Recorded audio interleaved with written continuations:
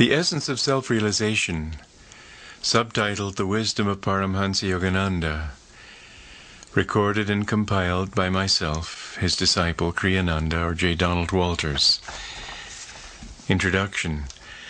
I lived with Paramhansa Yogananda as a disciple for the last 3.5 years of his life. After I'd been with him a year and a half, he began urging me to write down things that he was saying during informal conversations.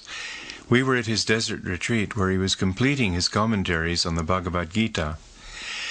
At first I found myself in some difficulty. I knew no shorthand, and my handwriting was daunting to read even for me. The Master, however, true to his own teaching that one should concentrate on light instead of on darkness, paid no attention to such insignificant handicaps. He kept on urging me. I don't often speak from a level of jnana, that is to say, impersonal wisdom, he said. His nature usually found expression in divine love.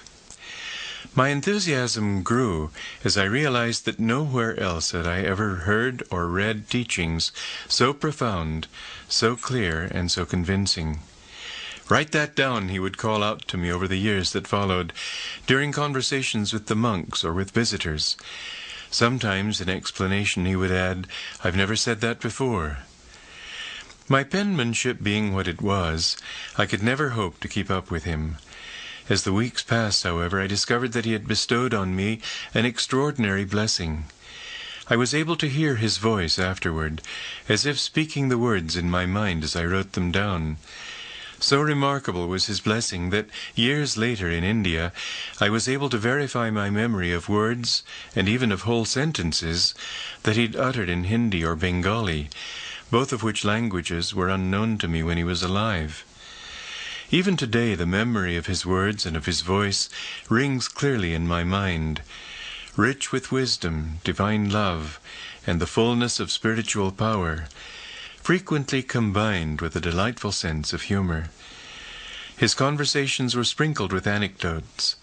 They sparkled with metaphors, and contained the deepest insight into all levels of reality, human and divine, that I have ever had the great blessing to encounter. Chapter 1, The Folly of Materialism, saying number 1. The truth simply is. It cannot be voted into existence. It must be perceived by every individual in the changeless self within. 2. Paramhansa Yogananda said, "The material scientist uses the forces of nature to make the environment of man better and more comfortable.